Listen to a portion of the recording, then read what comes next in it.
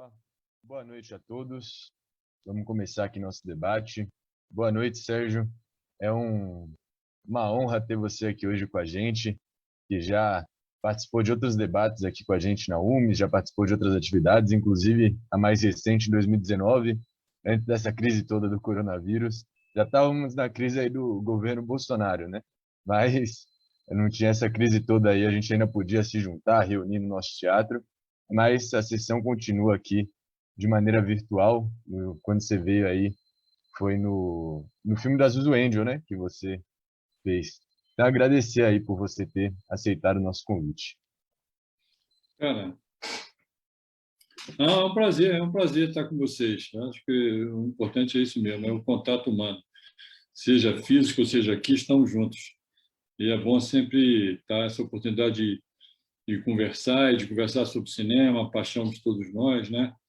Então, esse filme já tem muitos anos. Ontem eu estava falando com o Paulo Betti, a gente filmou esse filme em 98, 88. Não, 98. Então, nós vamos 20 e poucos anos e o filme está aí, vivo ainda e despertando interesse. E é bom a gente poder conversar sobre ele, sobre esse personagem, que é um dos caras mais fascinantes da história brasileira. Sim. Antes da gente começar propriamente dito, queria dizer aí para quem está participando, quem quiser já ir perguntando pelo chat ou quiser se inscrever para fazer a pergunta por vídeo, está aberto aqui. E aí eu queria pedir para você fazer suas considerações iniciais aí sobre o filme. Tá. Esse filme foi uma coisa curiosa, porque eu, em 96, filmei o Guerra de Canudos. E pouco antes de eu ir para a Bahia, o Joaquim Carvalho, produtor, me procurou me convidando para dirigir o Mauá. Falei, cara, eu estou indo fazer um filme grande na Bahia, vou ficar lá quase um ano, mas estou dentro, né? E, de fato, fui para a Bahia, filmei. Em 97, a gente lançou o Guerra de Canudos e, imediatamente em seguida, a gente começou a produzir o Mauá. Então, foi um momento assim da vida em que eu fiz dois filmes grandes, né? Duas produções muito grandes, seguidas uma da outra, mas de universos diferentes. Enquanto Canudos era aquele universo da pobreza, de Antônio Conselheiro, né? Do sertão baiano, o Mauá era o universo da riqueza, né? Das grandes fortunas brasileiras, né? Então, enquanto, por exemplo, o figurino do Canudos eram aquelas roupas as mais pobres possíveis, os cenários de casebres, de palha e barro, no universo do Mauá era o contrário, eram mansões, não é? Palácios e figurinos incríveis e cenários. A gente filmou em muitos lugares, inclusive filmou na Inglaterra, né? Então, eu tenho muito prazer assim de fazer filmes grandes, da mesma maneira que eu tenho o prazer de fazer filmes muito pequenos. É como se fosse na música, né? Você tem um João Gilberto, um banquinho, um violão e aquela sonoridade enche o mundo. Mas, ao mesmo tempo, tem um prazer da grande orquestra, né? Para quem gosta de cinema e gosta da cozinha do cinema, você ter recursos à disposição, não é? Um elenco muito grande, como nós tivemos, um elenco extraordinário, a possibilidade de usar os recursos do cinema, né? E de não ter uma limitação. Então, lá, por exemplo, na Inglaterra, a gente alugou aquele navio, que era um navio de época, que veio de longe.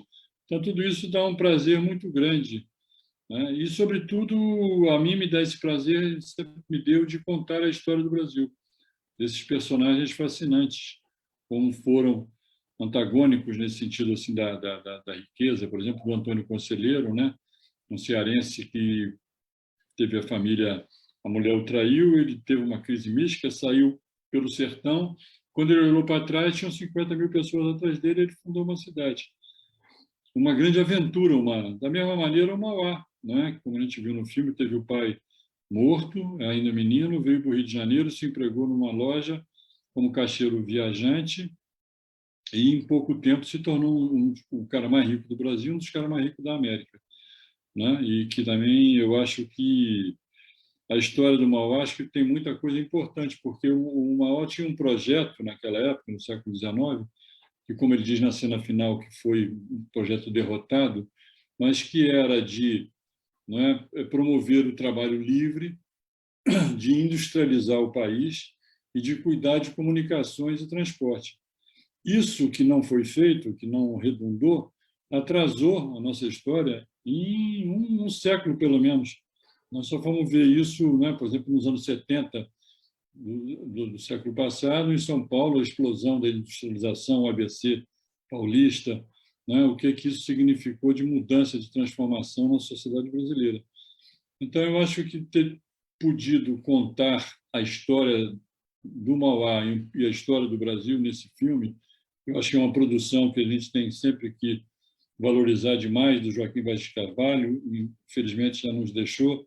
Depois eu fiz também com o Joaquim, ainda fiz mais 2 filmes, fiz o Zuzu Anjo, que a gente passou em 2019, como você estava dizendo, e fiz o Salve Geral, que foram os 3 filmes da nossa parceria. Então, eu acho que foi uma experiência assim muito, muito, muito rica, sob todos os pontos de vista, né? Voltar a trabalhar com o Paulo Betti, a gente já tinha trabalhado antes, iniciar minha parceria com o Otton Bastos, o grande Otton Bastos, com quem depois eu repeti várias vezes, ele fez também o Zuzu, agora recentemente ele fez maravilhosamente bem o Tancredo Neves, meu paciente, né? E aqueles grandes atores que eu tinha uma admiração enorme do cinema novo, Pitanga, Carvana. Então foi uma experiência assim para mim muito, muito, muito, muito feliz. Bacana, bacana. Muito obrigado.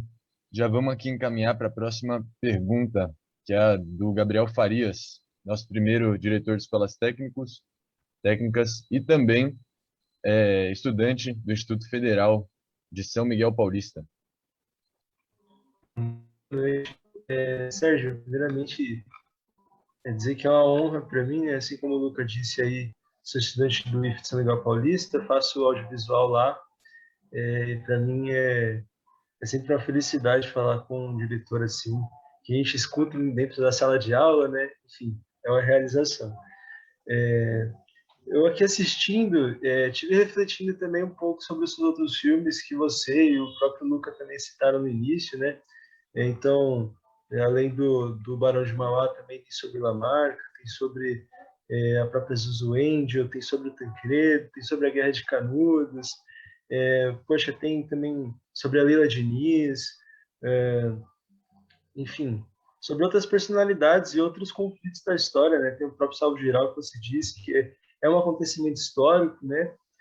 Enfim, eu fiquei me perguntando de onde que veio a motivação e esse interesse, essa aproximação por esse tipo de tema, né? De fazer filmes biográficos, eu acho que eu posso chamar assim, né? Se não, você me corrija depois, mas que retratasse de alguma maneira momentos importantes da história, personalidades importantes da história, né? Eu fiquei com essa curiosidade de entender de onde que vem isso, né? É isso, obrigado. Opa, obrigado a você. Não, rapaz, realmente, como eu estava falando antes, assim, eu sou fascinado por esses grandes personagens que têm grandes histórias, né? E eu acho que a história dos países, se você pegar a história do cinema, né? Você pega assim, por exemplo, o cinema americano, né? Eles fizeram da sua história gêneros cinematográficos. Eles fizeram, por exemplo, da expansão para o oeste, um gênero cinematográfico chamado faroeste, o filme de western. Eles fizeram, na sua participação nas guerras, desde a Guerra de Secessão, depois da Primeira Guerra Mundial, Segunda Guerra Mundial, o Vietnã, e até mesmo recentemente a Guerra do Iraque, eles fizeram gêneros, né? Filme de guerra. Eles estão contando a sua própria história. Se você pegar o cinema russo, o Eisenstein, Alexandre Nevsky, né? Ivan o Terrível, Outubro, eles estão fazendo filmes sobre... Então, o cinema está contando a sua história. Então, eu acho isso um viés assim, muito, muito rico e muito interessante do cinema, não só brasileiro, como do cinema mundial. Eu, naturalmente, também eu já fiz até hoje 15 longas-metragens, né? Então, uma parte deles são esses personagens, mas tem outros filmes. O primeiro filme que eu fiz chama-se Sonho Não Acabou, é um filme inteiramente de ficção. Depois eu fiz até foi a primeira parceria com o Paulo Betti, o Doida Demais, que era o Paulo, o Zé Vilker e a Vera Fischer, também era um filme inteiramente de ficção. Então, fui alternando um pouco, né? Depois fiz o Quase Nada, fiz o Onde Anda Você, Agora, recentemente, eu acabei ontem um filme chamado Jardim Secreto de Mariana, que é um filme inteiramente ficcional também. Então, eu acho que o cinema tem um pouco, eu brinco com os amigos, que o cinema, para mim, é igual sorveteria. Tem que ter muitos sabores, né? Então, eu acho que eu gosto do cinema e gosto, como eu falei, gosto de filme grande, gosto de filme pequeno, gosto de filme histórico e também adoro filmes íntimos e de ficção completa. Então, eu tenho tido a felicidade de poder exercer essa variedade no meu trabalho. Massa, obrigado, Sérgio. Opa, valeu. Uma coisa interessante, eu estava pensando aqui durante o filme, é que fez um paralelo, faz um paralelo interessante sobre essa questão da indústria, né? Do Brasil, que a gente vê ali uma parte do início, né? O início, inclusive, das luzes no Rio de Janeiro. E agora, pô, a gente vê assim, atualmente, estão querendo voltar o país para o que era 200 anos atrás, né? Inclusive com a privatização da Eletrobras. A gente vê ali no filme início, surgindo as luzes na cidade, e agora a gente vê aí tentando acabar com isso, com a privatização. Inclusive, Macapá teve o quinto, se eu não me engano, foi o sétimo apagão, sétimo ou quinto, agora eu não Eu estou vi lembrado isso não, também. a quantidade, mas durante 6 meses teve vários apagões por conta dessa privatização e estão querendo vender a Eletrobras, que é a maior empresa de energia do Brasil, né? E como que você vê isso, assim, esse paralelo entre o filme, enquanto estava acendendo as luzes, agora a gente tá se apagando as luzes do Brasil, aparentemente. É. Eu tenho uma frase no filme, né, que o sócio do Mauá, o banqueiro lá em inglês, diz para ele, né, quando ele vai lá, e o cara disse uma frase que hoje eu ouvindo, eu disse assim, cara, esse negócio é incrível. Porque ele disse assim, olha só, ele fala para o Mauá, né, as ideias mudam e o capital permanece, né? Então eu vejo que tem sempre esse negócio mesmo assim de que a pressão do capital, né, do poder financeiro sobre a sociedade é uma coisa permanente, né? As ideias mudam, a gente tenta com as ideias mudar o mundo, mas o capital permanece sempre jogando pesado em cima das coisas, né? Então eu vejo que o Brasil está vivendo um momento assim particularmente difícil e tem muita coisa em torno disso, né? Esse projeto do governo, né, que estava aí era um pouco esse negócio do liberalismo, né? Quer dizer, o que é isso? Vamos lá, agora chegou a vez do capital, né? Esquece o trabalho, sai para lá, dá licença. Agora é a nossa vez, nós vamos com tudo, né? Então eu acho que esse conflito, esse choque permanente mesmo na sociedade, ele é muito antigo, antiquíssimo, não vai acabar, e eu acho que esse é o esforço da sociedade consciente de alertar as pessoas, né, para pelo menos ver com clareza o que é que está acontecendo, né? Então eu vejo que fica muito um fogo de artifício, né? Fica lá o presidente falando uma punhado de besteira, né? Mas ele está jogando uma cortina de fumaça. E por detrás há um outro grande interesse. E esse não se revela, esse não se expõe, esse vai correndo por fora, né? Como é o caso que você está notando muito bem, que é da privatização da Eletrobras. Léo, se puder colocar o Valério para fazer uma pergunta por vídeo, e aí enquanto vamos com o do Valério, eu vou ler aqui uma pergunta que está no chat. Antônio Conselheiro Mauá Zuzuendio. Qual pode ser o próximo personagem a ser retratado pelo cinema nacional? Rapaz, eu acho que o cinema nacional é uma coisa incrível isso que a gente fala, sempre que a gente fala sempre muito, como o colega estava falando assim, do filme histórico e tudo, né? Muitas vezes, quando não é um personagem político e tal, é a história brasileira, mas não é visto como um filme histórico.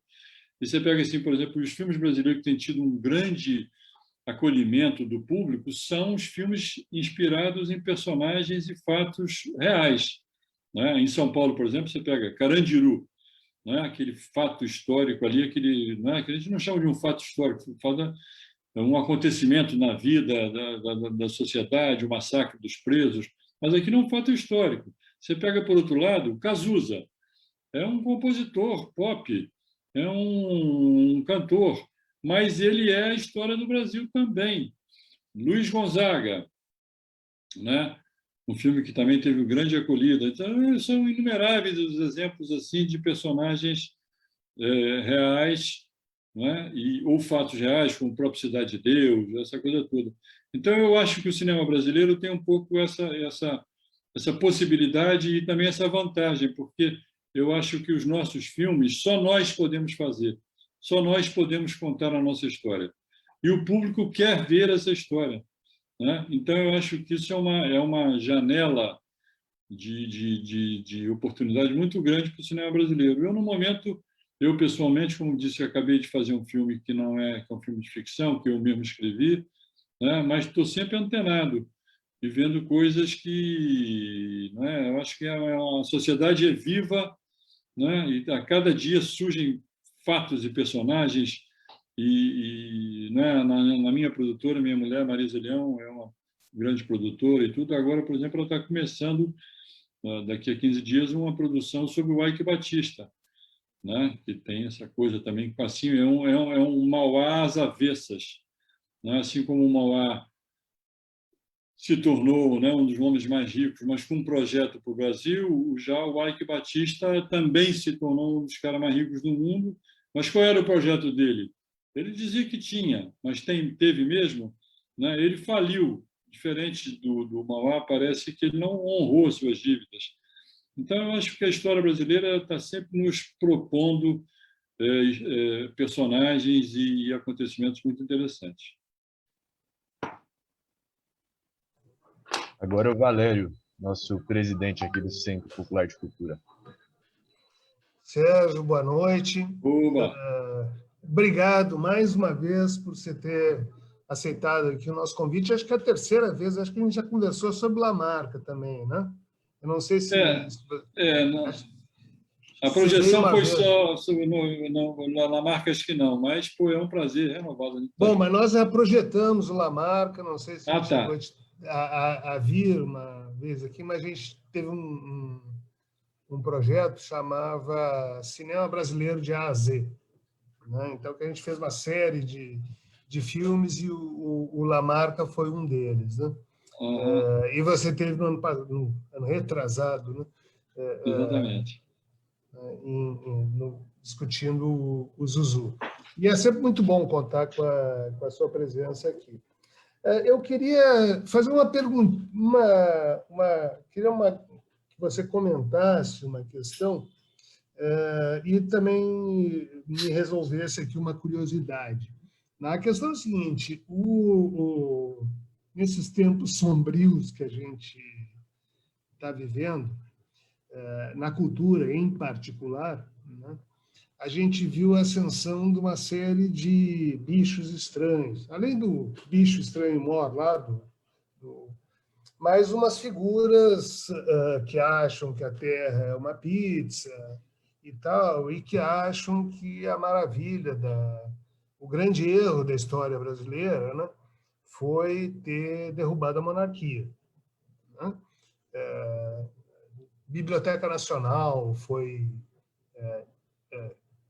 ganhou dirigentes monarquistas, Funarte ganhou dirigentes monarquistas, IFAM ganhou dirigentes monarquistas. Se é que dá para acreditar numa coisa dessa, né? Mas infelizmente é verdade. E eu acho que o seu filme faz um retrato muito bacana, né, do que era a monarquia, né? Essa monarquia decadente, né, do Dom Pedro II, que hoje é vendido. Não, era um homem sábio, era um homem de ciência, era um homem que queria o progresso do Brasil. E que, na realidade, não era. Eu acho que você expressa muito bem ali. O Otton é sensacional, né? Como Visconde de Feitosa, né? Visconde de Feitosa. Quer dizer, ele tem duas frases: acabar com os escravos é acabar com o Brasil. Não, uma hora ele fala, e na outra hora ele fala, né, nossa nação é eminentemente agrícola, né? Hoje a gente tem o Brasil cresceu. Não, cresceu o agronegócio, né? Quer dizer, que é uma atividade econômica que tem uma característica, que é a apropriação muito concentrada, né? Então, enquanto a miséria graça nas ruas aí do Rio de Janeiro, aqui de São Paulo e tal, né? Em Goiás, no interior de Goiás, os caras estão comprando muita caminhonete, né? Estão comprando máquina nova e tal. Eu queria que você comentasse um pouco isso, o retrato que você faz ali do Império, que eu acho que é bastante preciso, dessa fase do Império, né? O Mauá, infelizmente, não viu, né? Ele morreu um pouquinho antes da proclamação da República. E a minha dúvida, a minha questão que eu queria ver com você, tem uma cena que eu acho sensacional desse filme, que é a hora que o imperador mete a pá para assentar o primeiro dormente, né? Eu sei que no Zuzu você incluiu acho que é o Mário Prata que chama isso de passarinho, né? Uma coisinha que não está na história, assim, mas para dar delícia na história, que é aquele encontro da Zuzu com o pai do Lamarca. Exatamente.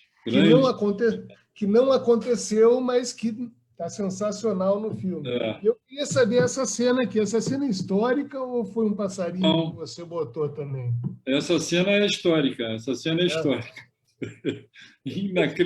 A história tem coisas ficcionais, né? Mas é uma cena histórica.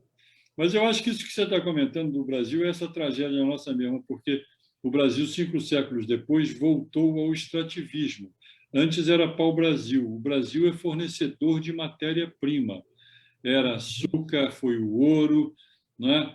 E antes, como disse, era o pau-brasil. E nós, agora, no século XXI, de novo, somos fornecedores de matéria-prima. A indústria brasileira, essa que o Mauá defendia e que lutou, arrasou-se, né? Essa transferência de tudo para a China. Aqui não, aqui a gente vende laranja, vende soja e vende minério. É uma regressão brutal. E nós, por exemplo, que produzimos vacina, paramos de produzir vacina, paramos de produzir remédio. A gente não produz mais nada, né? Eu acho uma coisa terrível, e eu acho que essa questão assim né, que depois foi da República Velha, da política do café com leite, Minas e São Paulo, né? Leite a café, e é a coisa mesmo das fazendas, dos fazendeiros, né? E das elites, essa permanência, isso que eu estava falando antes um pouco do negócio, né? As ideias mudam, mas o capital permanece. Quer dizer, essa ideia da elite, ela continua aí, em suma, é o poder real, concreto, né? E eu acho que o Otton Bastos fez um trabalho maravilhoso com o Visconde Feitosa, e, aliás, até fazer uma coisa assim, que são essas coisas do cinema, né? Um pouco isso que você está falando das falsidades, né? Tem 2 coisas falsas nesse filme, assim, que ninguém se toca, porque, por exemplo, a primeira delas é que a caracterização física do Otton Bastos não muda. Ele tem o mesmo cabelo e as mesmas feições com o jovem Mauá, com o Mauá quando o Paulo Betti, e já com o Paulo Betti quando o Paulo Betti, né, o personagem, envelheceu, mas o Otton é a mesma, ele não envelhece, ele é a mesma cara, ele é a mesma pessoa, ele é aquele... E ninguém diz assim, pô, mas isso está errado, pô. Da mesma maneira que eu brinquei com as cores do Império, que as cores do Império eram os brasões, as cores, é o verde. E eu falei, vamos brincar com isso daí, bota vermelho. Então, naquela cena final em que o Mauá vai confrontar o imperador, aquelas cortinas são todas vermelhas. E tem muito um tipo de gente que é muito crítica no cinema, que fica vendo detalhes, mas isso está errado, isso está errado, tá? E essas coisas que eram grosseiramente erradas, mas dramaturgicamente elas funcionaram e ninguém disse nada, né? Eu acho que o talento... No caso do Otton, é que eu acho que ele representa a mesma coisa, né? Exatamente. Do começo ao fim do filme. É uma elite que está muito satisfeita com o que é e não quer mudar. De jeito nenhum. A figura dele fica a mesma, né? Exatamente, exatamente. Esse eu acho que aí eu vejo que essa questão que você estava falando assim, não é da situação do Brasil hoje, tudo. E eu acho que essa situação na área cultural, que você estava colocando no começo, eu acho um negócio terrível, né? Porque é uma coisa assim de você eliminar o pensamento, né? Porque a cultura não é só arte, mas a cultura, de uma maneira geral, é uma coisa para suscitar isso que nós estamos fazendo aqui, conversas, debates, não é? Conversar, pensar, chegar a conclusões, discordar, né? Então, isso é que é essa política de terra arrasada. Fecha tudo, fecha teatro, fecha cinema, fecha tudo. Como se o povo só precisasse, né, voltasse lá àquela velha Roma antiga. É pão e circo. Né? Se puder comer churrasco, tomar uma cerveja e rir de umas comédias, aí pronto, acabou, não precisa mais nada, ninguém quer mais nada. Não há carência. Né? Eu acho um momento que eu tenho certeza que vai passar, porque tudo passa. Como diz o Mauá também, é a lei natural das coisas que elas se modifiquem. E eu tenho esperança de que se modifiquem muito rápido. Mas esse período que nós estamos vivendo junto com essa pandemia, que favoreceu isso tudo também, que é da gente ficar trancado, que é a gente não se encontrar, que é da gente não ir para a rua, né?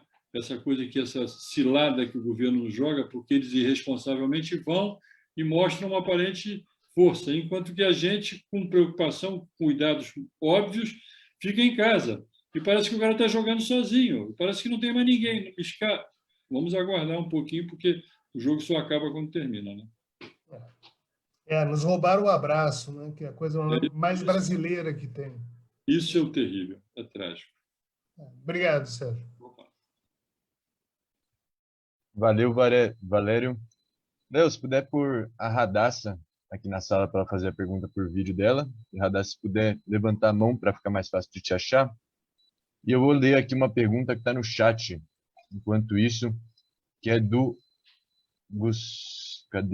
Gustavo Cazu, diretor da UEE. Sérgio, como um grande cineasta e contador de histórias de grandes figuras do nosso cinema, como você vê o crescimento e grande repercussão de empresas como o Brasil Paralelo, que insistem em usar do cinema para propagar suas mentiras e distorções? Eu te confesso a minha ignorância.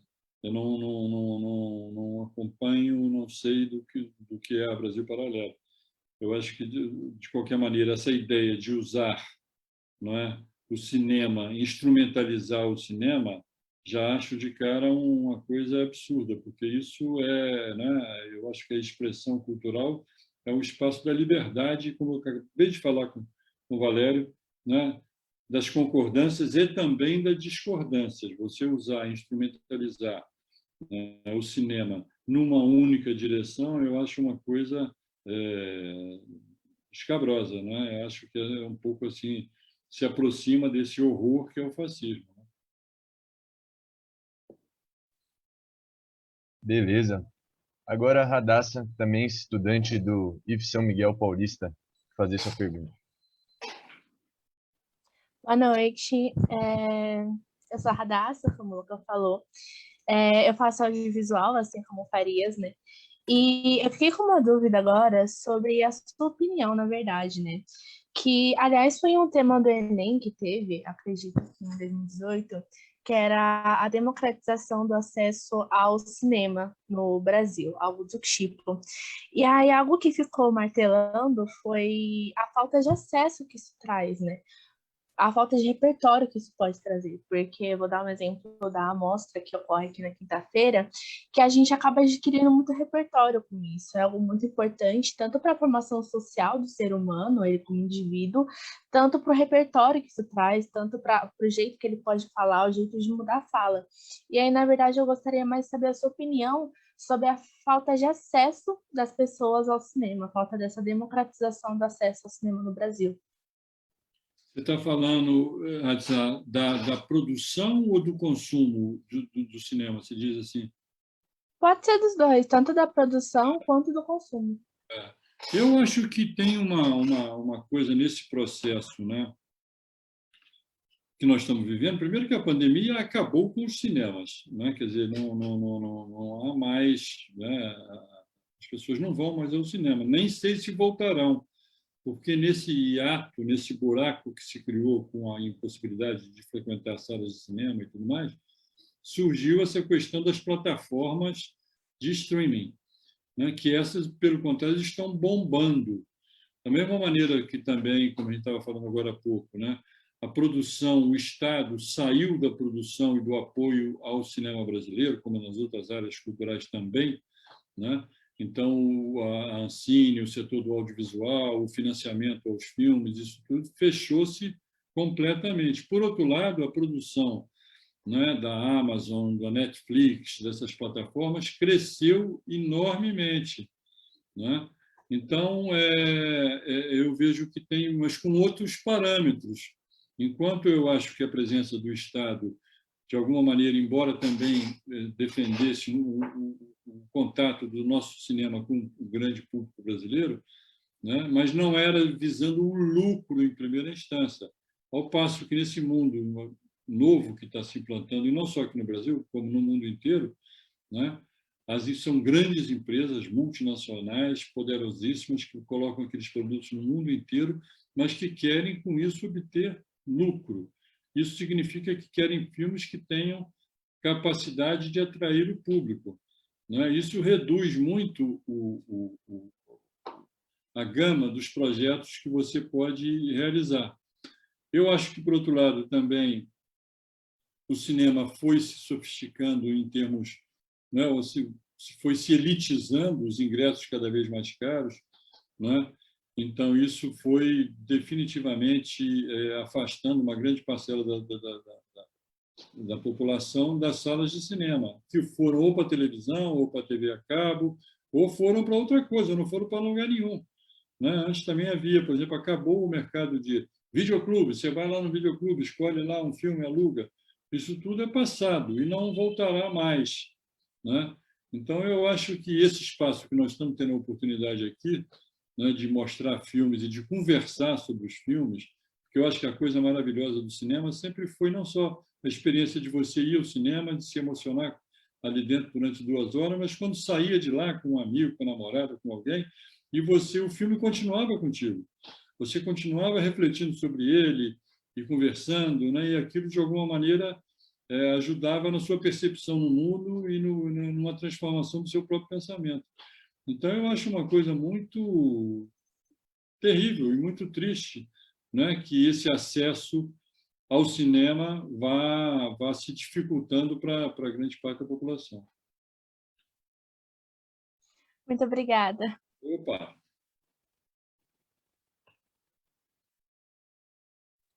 Obrigado, Radassa, pela pergunta. Agora o Sérgio Cruz, fazer sua pergunta também por vídeo. Boa noite, Sérgio.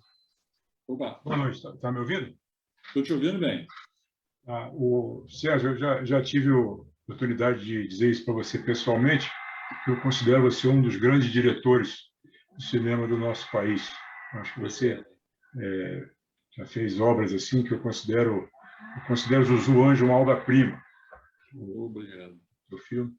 E acho que você é uma pessoa que vai desde fazer uma obra que retrata um personagem que expressa a burguesia incipiente, né, no Brasil, os passos iniciais e os grandes obstáculos, né, enfrentados ali com o imperialismo inglês e um Estado retrógrado baseado ali na cana escravista, quer dizer, reticente ao progresso. Quer dizer, ali é toda uma gama de história que é contada, né? Você vai desde personagens desse tipo, como um revolucionário como Lamarck, né? Os detalhes da resistência armada no Brasil. Quer dizer, é um diretor que conta a nossa história com uma habilidade sensacional. Eu queria saber de você o seguinte: está no seu horizonte, ou você já tem isso, quer dizer, uma escola Resende de cinema, quer dizer, uma escola que amplia esse pensamento, essa forma de contar a história da nossa cultura, da vida brasileira. Porque eu estava sentado com a minha esposa outro dia vendo a televisão, e é o seguinte: é CSI, é FBI, os Estados Unidos, quer dizer, massacrantemente colocando na cabeça no mundo inteiro, quer dizer, a sua história, a sua visão de mundo, e visão de mundo deformada, quer dizer, colonizadora, né? E você é uma pessoa que é exatamente o oposto, quer dizer, você está criando exatamente o Brasil, quer dizer, a história do Brasil, a visão nossa sobre nós mesmos é fundamental para a cultura. Então, queria saber se você tem esse plano, ou se já existe alguma coisa nesse sentido. Ô Sérgio, prazer falar contigo. Rapaz, enquanto, como dizia o Patativa do Açaré, enquanto a minha vaquinha tiver um couro e o osso e um chocalho pendurado no pescoço, eu vou ficando por aqui. Então, enquanto eu tiver ainda energia e força, eu pretendo assim, focar muito nessa coisa de filmar, de contar as histórias, de fazer as coisas, né? Então, isso eu estou muito nessa coisa assim disso. Mas eu vejo que isso que você está falando, eu acho uma da coisa da presença do cinema americano, eu acho um negócio hiper importante o que você disse, porque outro dia eu vi um documentário sobre Bruce Lee, o lutador de Kung Fu, né? E um filme muito interessante passou na televisão.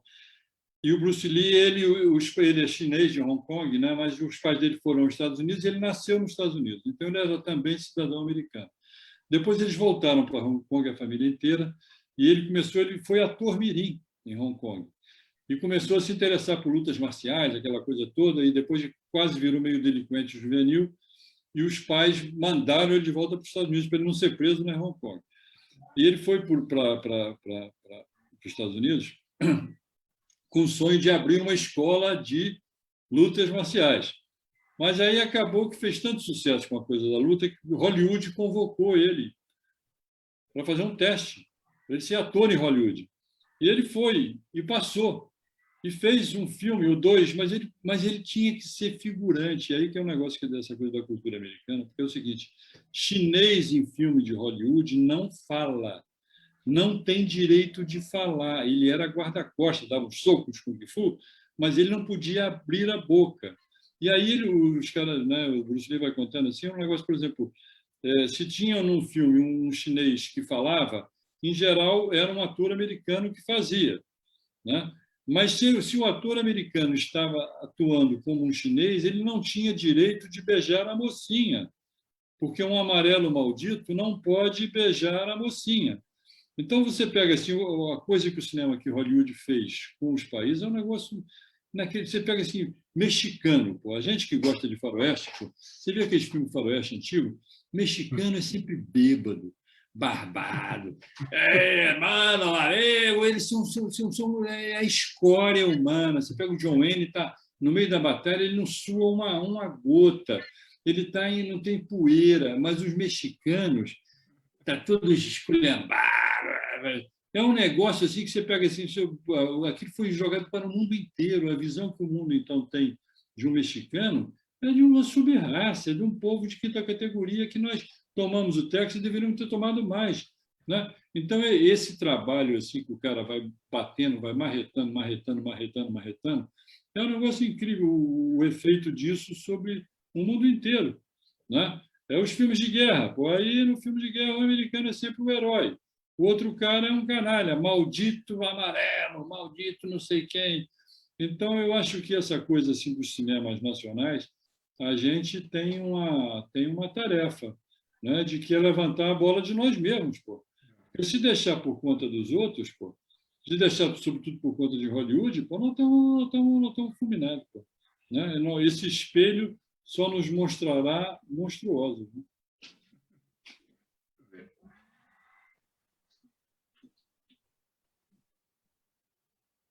Ok, estou satisfeito aí com a... Opa! Muito bom, Sérgio. Valeu.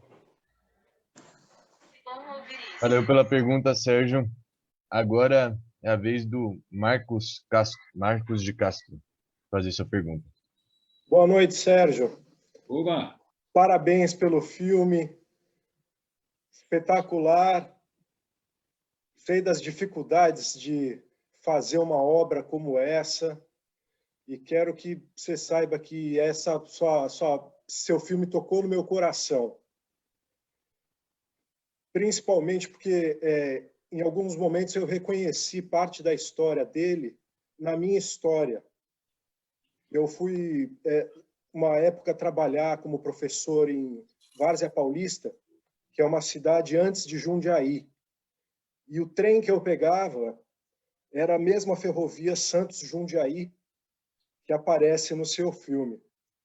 E à medida que eu ia lembrando das histórias, fiquei durante 8 anos fazendo esse trajeto da Estação da Luz até Várzea Paulista, eu ficava pensando que, do ponto de vista de que, como é que, atualmente, aquela estrada que foi construída há muitos anos atrás continuava basicamente com problemas que pareciam problemas do século passado.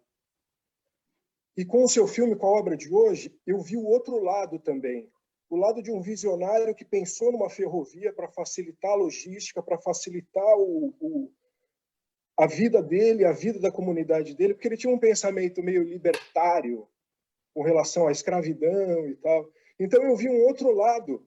Eu estava no meio desses dois lados, do lado que eu via como pessoa, do lado que eu imaginava da história, e agora eu vi esse lado da história. Então, a minha pergunta para você é: quais são as qualidades do Irineu, do personagem que você descobriu, da pessoa que você descobriu, que provavelmente descobriu por fazer esse filme, foi fundo no personagem, na história? Quais são as características dele, boas, que você tem, que você acha que são parecidas com as suas? Rapaz, é interessante isso que você está levantando. Primeiro, eu vou te falar sobre esse negócio da Santos Jundiaí, né, que era um projeto do Mauá, e que os ingleses tomaram dele. No projeto de falência, ele perdeu a ferrovia Santos Jundiaí, cuja ferrovia tornou-se, logo em seguida, a ferrovia mais lucrativa da história do mundo, porque por ela passava 70% do café produzido no mundo inteiro, que ia para o porto de Santos. Então, depois eu vi uma vez a família dos Guinness, Jorge Guinness, bilionário, quer dizer, de onde veio a fortuna da sua família, essa fortuna gigantesca? Nós tínhamos a concessão do Porto de Santos, e o Porto de Santos era por onde passava o café do mundo inteiro, 70% do café passava por lá e nós ficávamos só recolhendo o din-din, né? Então, eu acho que agora essas coisas das qualidades assim do Irineu, eu acho que, primeiro, cara, eu vejo assim, eu tenho assim uma admiração pela energia humana, sabe, por esse negócio de você realizar, seja um filme ou seja uma ferrovia. É preciso uma carga, e o que ele fez é 1000 vezes o esforço de fazer um filme, pô. É fazer um projeto para um país.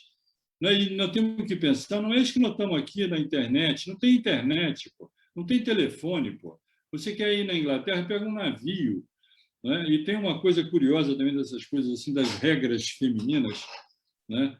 Que aqui no Rio de Janeiro tem uma brincadeira assim, chamam-se as regras femininas, hoje não mais, mas quando eu era menina era o paquete. Aquela moça está de paquete.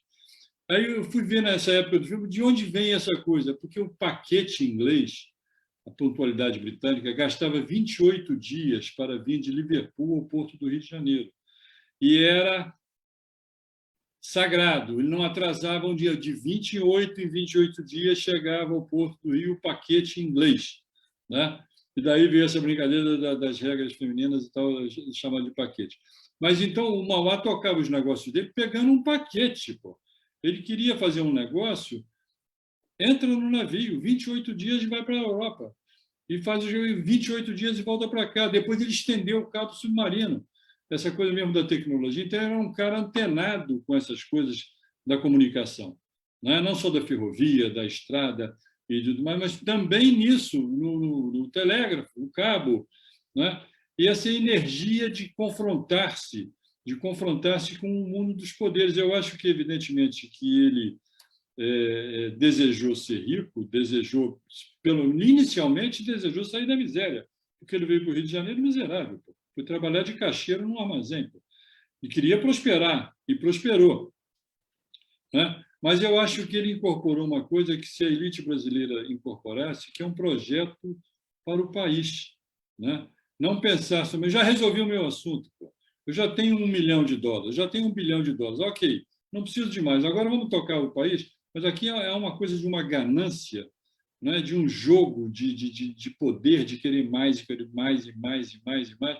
Eu acho que desse pecado, a meu ver, o Irineu não submeteu-se a ele.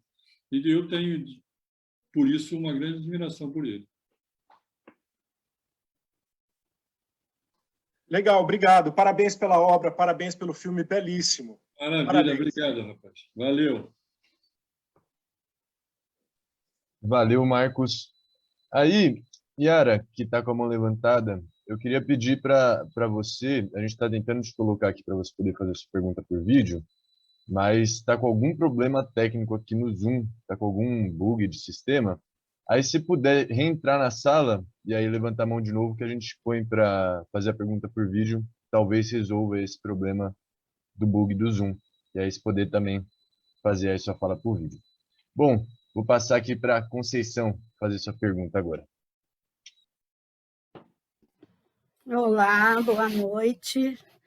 Também quero parabenizar aí pelo belo trabalho, toda a trajetória e contribuição que tem dado.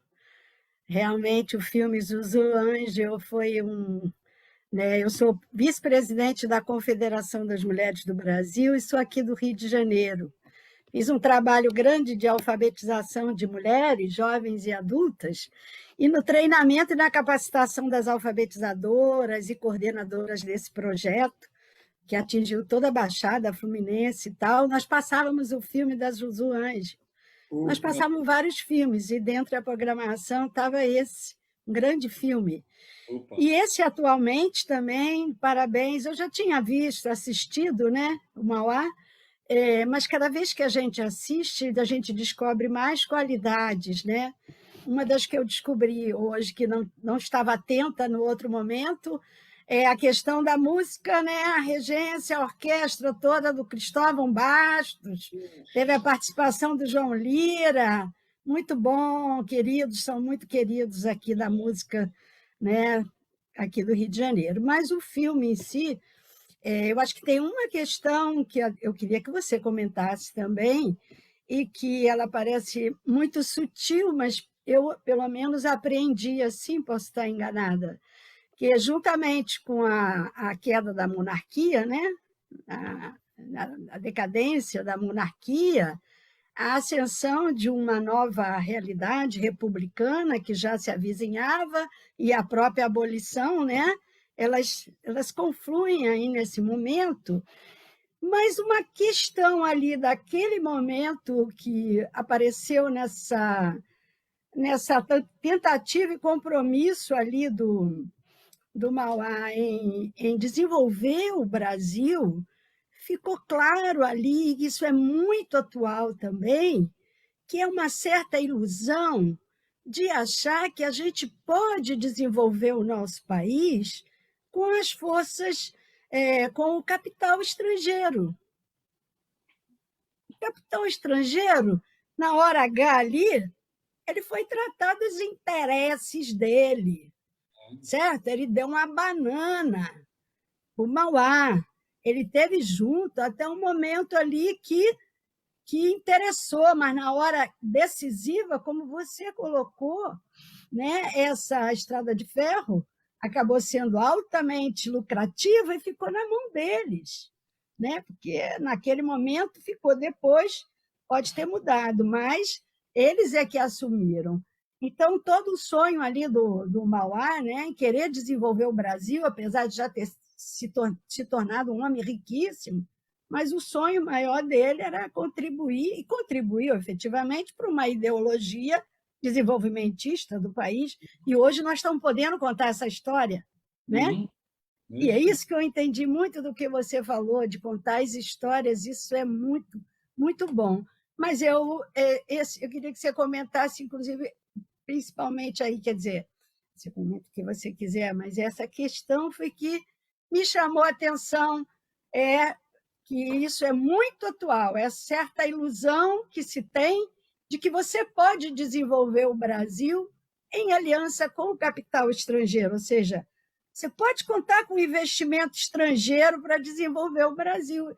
E a nossa história contemporânea tem me mostrado um pouco diferente, que é bem diferente, já desde Mauá. Sem dúvida nenhuma. Sem dúvida, Conceição. Eu concordo inteiramente com você. Primeiro, a Zuzu Angel, aliás, não sei se você está sabendo, mas agora está se comemorando os 100 anos da Zuzu.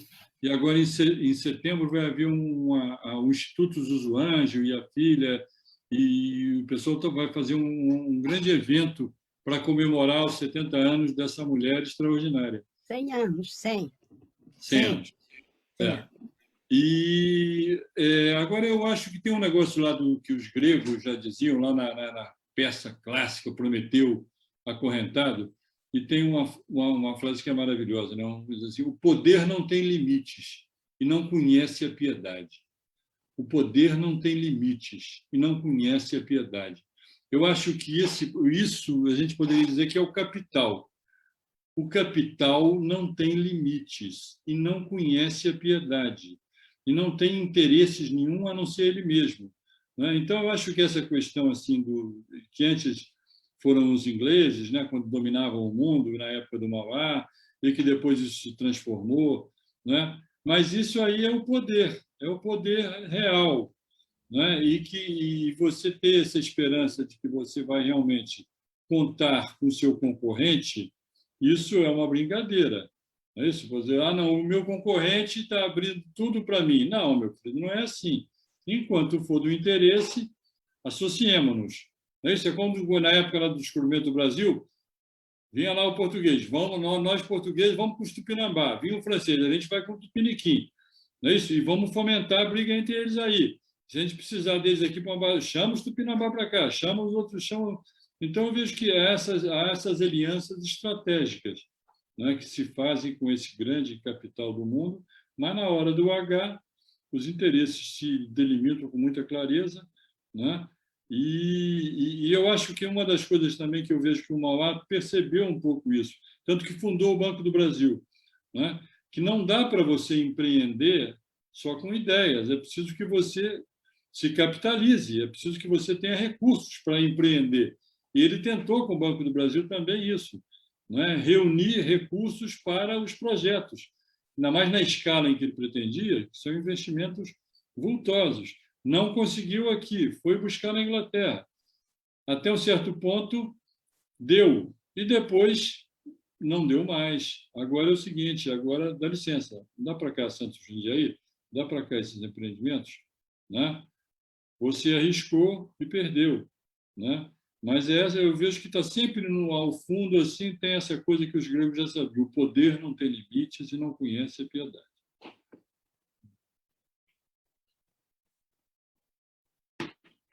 Obrigado. Opa. Prazer estar aqui com você. Prazer mesmo. Muito agora, obrigado. Assim, essa coisa dos ingleses, né, que a gente está criticando assim os ingleses, mas tem uma coisa que é preciso elogiar nos ingleses, que são os atores ingleses. Né? Eu já tinha feito um filme na África, anos antes, uma produção inglesa, e trabalhei com grandes atores ingleses. E depois vinha fazer o Mauá e também precisei, né, contar com uma parceria de atores ingleses. Então, o Michael Byrne, que faz o Carothers, é um ator inglês, pô. E ele veio para o Brasil, pô. E ele tinha que falar em português, assim como o Paulo Betti tinha que interpretar em inglês. Bom, o Paulo, desde menino, como nós todos, está sempre ouvindo inglês nos filmes, nas músicas, nas canções. Então, ele teve um professor, um coach para as cenas dos diálogos.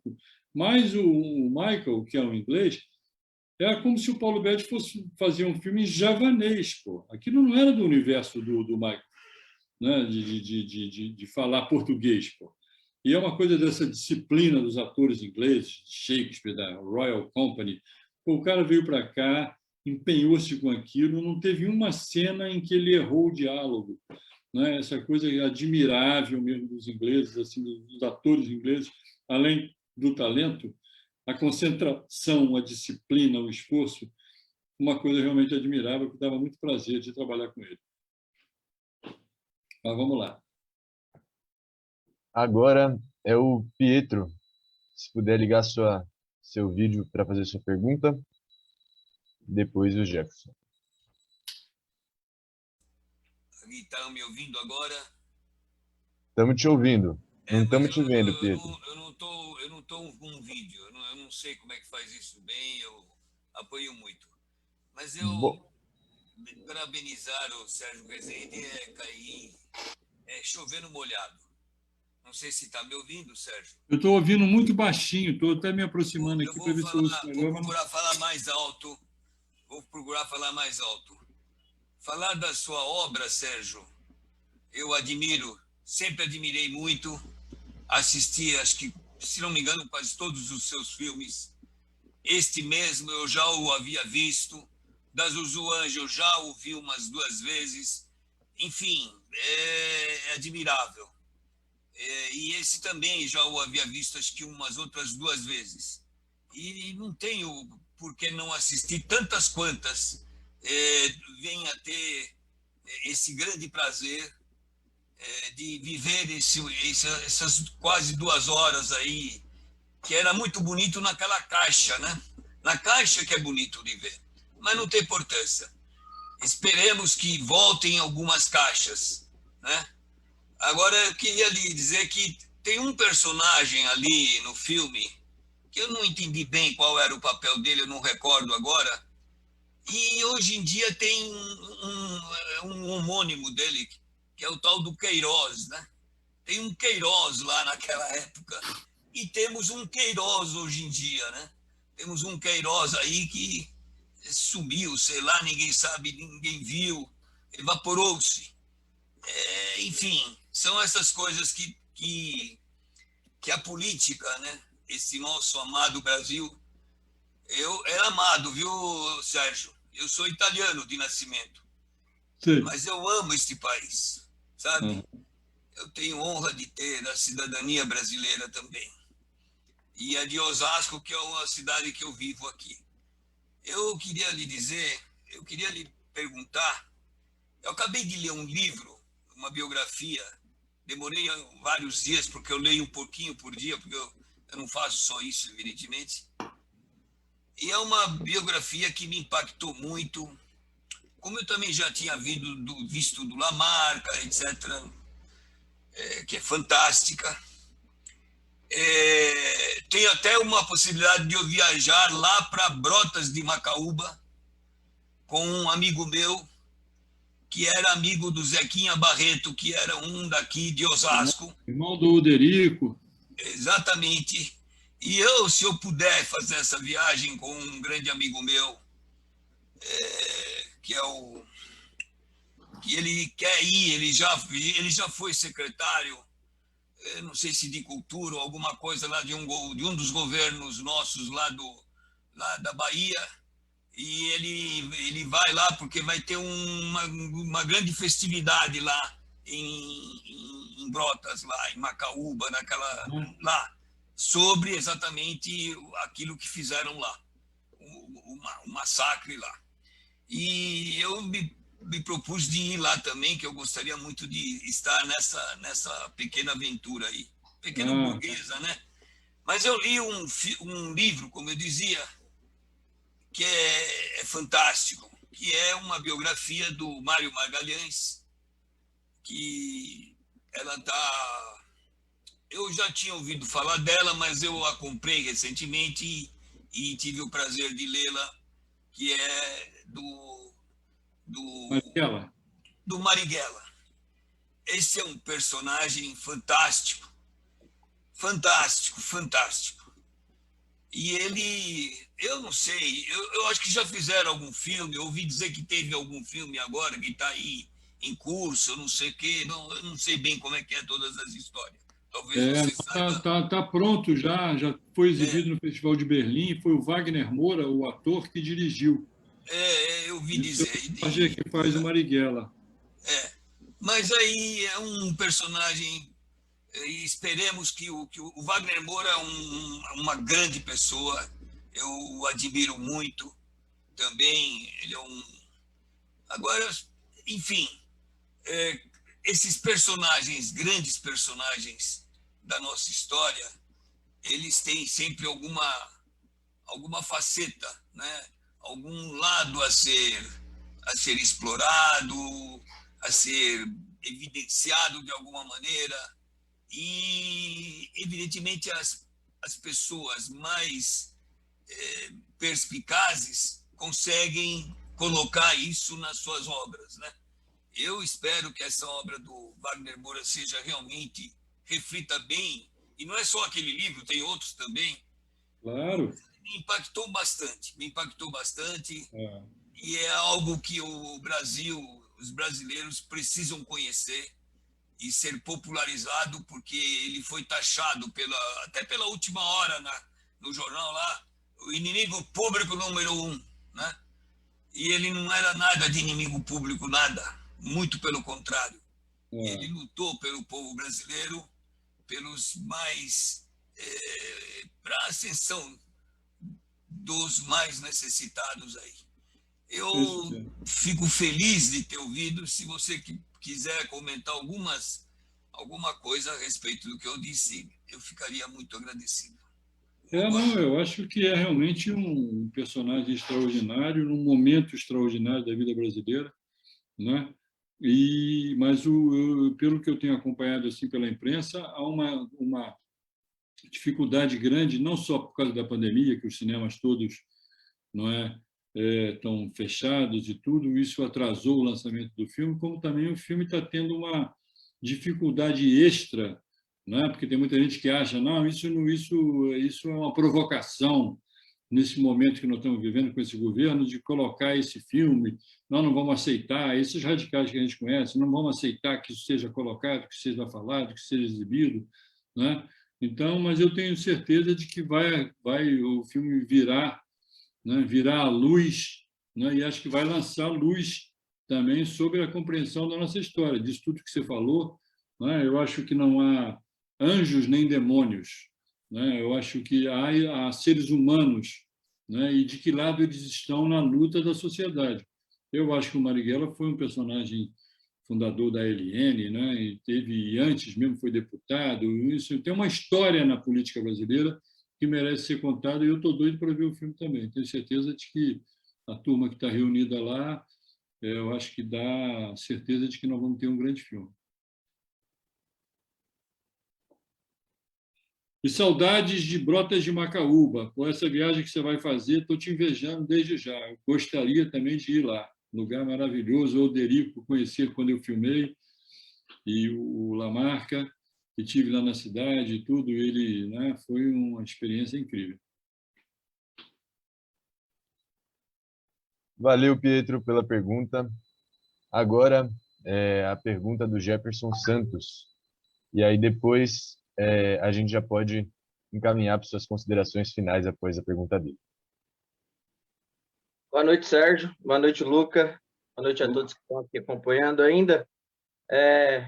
Sérgio, muito bom seu filme.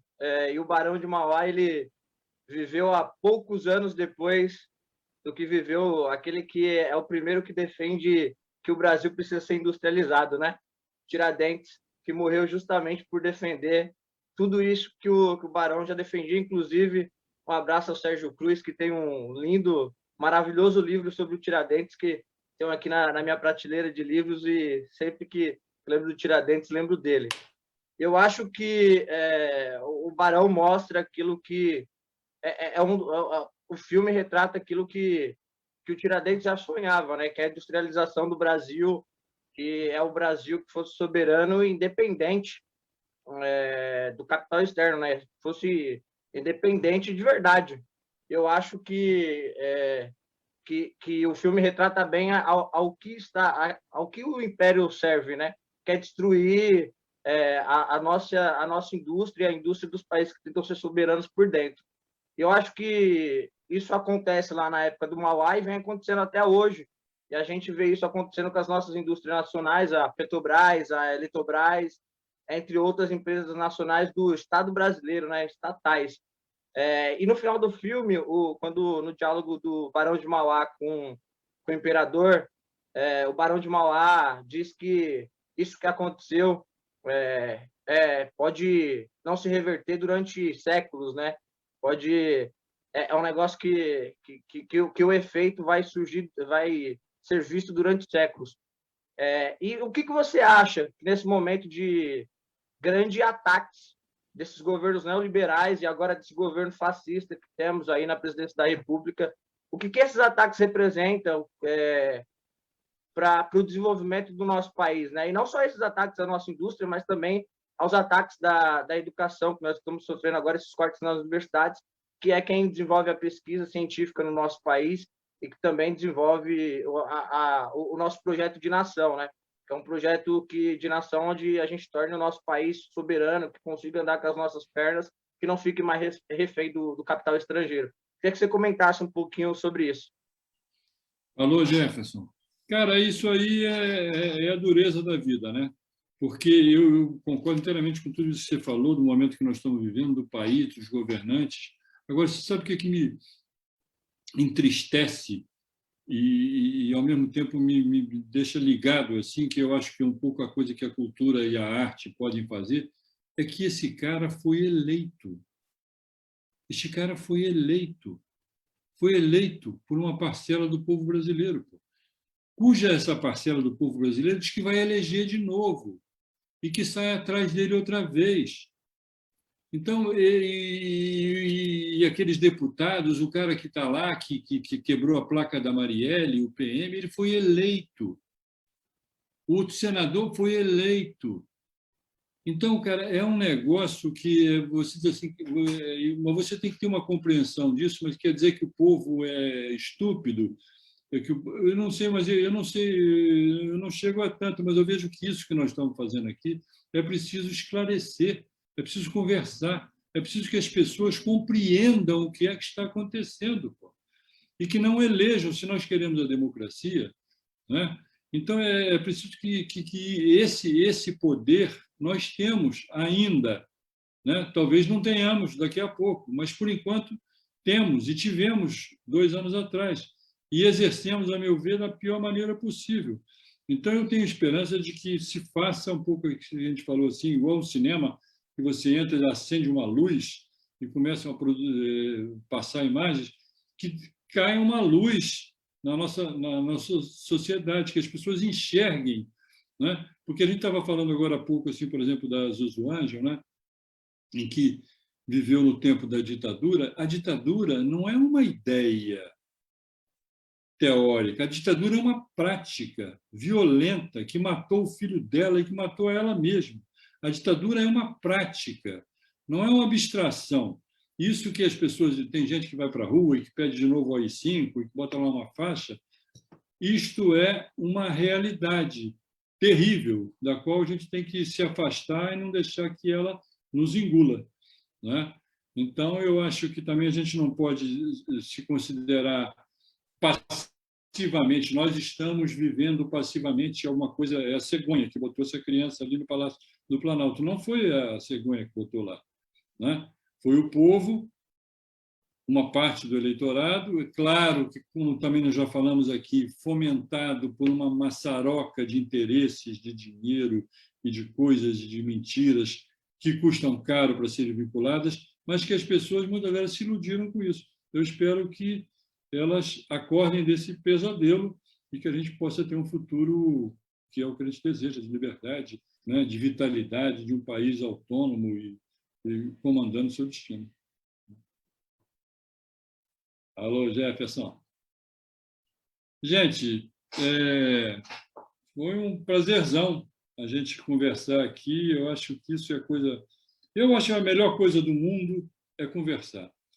Eu não troco nada por uma conversa, né? Estar com amigos e estar com gente, trocar ideias e conversar, eu acho que é um dos prazeres maiores da vida.